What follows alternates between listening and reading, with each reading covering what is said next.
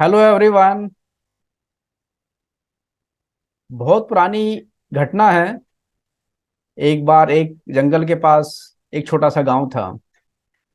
और एक दिन सुबह एक सम्राट शिकार खेलने के लिए गया। और वह जंगल में जाकर भटक गया। और वह एक गांव में पहुंच गया। रात भर का थका मांदा था। उसे भूख लगी हुई थी। वह एक झोपड़े में गया और एक बूढ़े आदमी से कहा कि क्या मुझे दो अंडे और एक चाय मिल सकती है। बूढ़े आदमी ने कहा कि हाँ, बिल्कुल जरूर मिलेगी। और थोड़ी देर बाद उस बूढ़े आदमी ने उसे दो अंडे और चाय दे दी। सम्राट ने चाय पी और दोनों अंडे खाए। उसके बाद सम्राट ने बूढ़े आदमी से पूछा, आपके कितने पैसे हुए। बूढ़े आदमी ने कहा, महाराज, 100 रुपये। अब सम्राट हैरान हो गया। उसने बहुत महंगी चीजें खरीदी थी, लेकिन कभी सोचा नहीं था कि दो अंडों के दाम 100 रुपये भी हो सकते हैं। उस सम्राट ने उस बूढ़े आदमी से कहा कि क्या यहाँ पर अंडे बहुत मुश्किल से मिलते हैं। बूढ़ा आदमी मुस्कुराया और कहा, नहीं, अंडे तो आसानी से मिल जाते हैं, लेकिन यहाँ पर राजा बहुत मुश्किल से मिलते हैं। अब सम्राट ने 100 रुपये बूढ़े आदमी को दिए और वहां से चला गया। उस बूढ़े की औरत ने कहा, मैं हैरान हूं, यह कैसा जादू किया तुमने कि दो अंडों के 100 रुपये वसूल लिए। क्या तरकीब थी तुम्हारी। उस बूढ़े ने कहा, मैं आदमी की कमजोरी को जानता हूँ। जिसके आसपास आदमी जीवन भर घूमता है, वह खूंटी मुझे पता है। और उस खूंटी को छू दो और आदमी एकदम घूमना शुरू हो जाता है।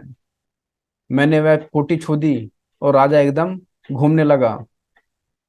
उसकी औरत ने कहा, मैं समझी नहीं, कौन सी खूंटी, कैसा घूमना।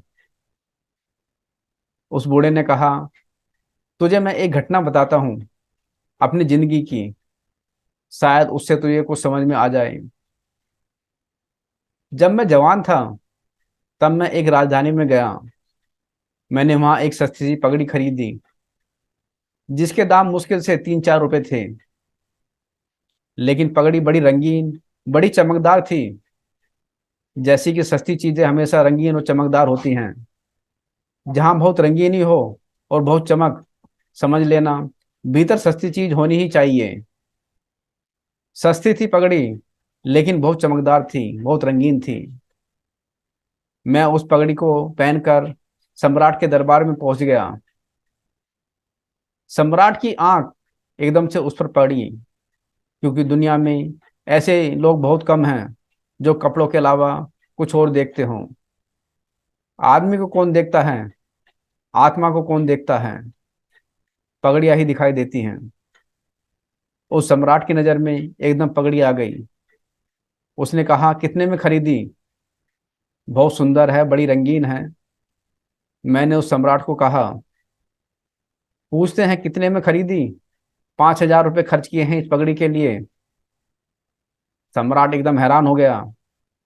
लेकिन इससे पहले कि सम्राट कुछ कहता, वजीर उसके सिंहासन के पास गया और झुका। और सम्राट के कान में उसने कुछ कहा। उसने सम्राट के कान में कहा, सावधान, आदमी धोखेबाज है। दो 5 रुपए की पगड़ी है और 5,000 रुपये दाम बता रहा है। बेईमान है, लूटने के इरादे में आया है।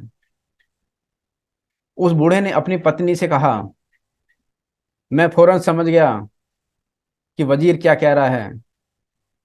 क्योंकि जो लोग किसी को लूटते रहते हैं, वे दूसरे लूटने वालों को बड़े सचेत हो जाते हैं।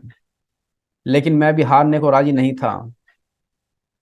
मैं वापस लौटने लगा और मैंने उस सम्राट से कहा कि तो क्या मैं जाऊं, क्योंकि मैंने जिस आदमी से यह पगड़ी खरीदी, उसने मुझे यह वचन दिया कि इस पृथ्वी पर एक ही ऐसा सम्राट है जो इस पगड़ी के 50,000 भी दे सकता है। और मैं उसी सम्राट की खोज में निकला हूं। तो महाराज, क्या मैं वापस चला जाऊं। आप वह सम्राट नहीं हैं, यह राजधानी वह राजधानी नहीं है, यह दरबार वह दरबार नहीं है जहां यह पगड़ी बिक सकेगी, लेकिन कहीं तो बिकेगी। अब मैं चलता हूं। सम्राट ने कहा, पगड़ी रख दो, 50,000 रुपये ले लो। अब सम्राट का वजीर बहुत हैरान हो गया। जब मैं 50,000 रुपये लेकर लौटने लगा तो दरवाजे पर मुझे वजीर मिला और कहा, हद कर दी, हम भी बहुत कुशल हैं लूटने में, लेकिन यह तो जादू हो गया। मामला क्या है? तो मैंने उस वजीर के कान में कहा था कि तुम्हें पता होगा कि पगड़ियों के दाम कितने होते हैं। मुझे आदमियों की कमजोरी को पता है, मुझे उस खूंटी का पता है जिसको छू दो तो आदमी एकदम घूमने लगता है। पता नहीं वह बूढ़ी समझ पाई अपनी पति की यह बात, लेकिन आप समझ गए होंगे कि आदमी किस खूंटी से बंधा है। जी हाँ, अहंकार के अतिरिक्त आदमी के जीवन में कोई खूंटी नहीं है, और जो अहंकार में बंधा है वह और हजार तरह से बंध जाएगा, और जो अहंकार से मुक्त हो जाता है वह सब तरह से मुक्त हो जाता है, बिल्कुल स्वतंत्र हो जाता है। जीवन में एक ही मुक्ति है, एक ही मोक्ष है, और एक ही द्वार है, वह है प्रभु का द्वार, अहंकार की खूंटी से मुक्त हो जाना। धन्यवाद दोस्तों। इसी तरह की और वीडियो के लिए लाइक और सब्सक्राइब करें।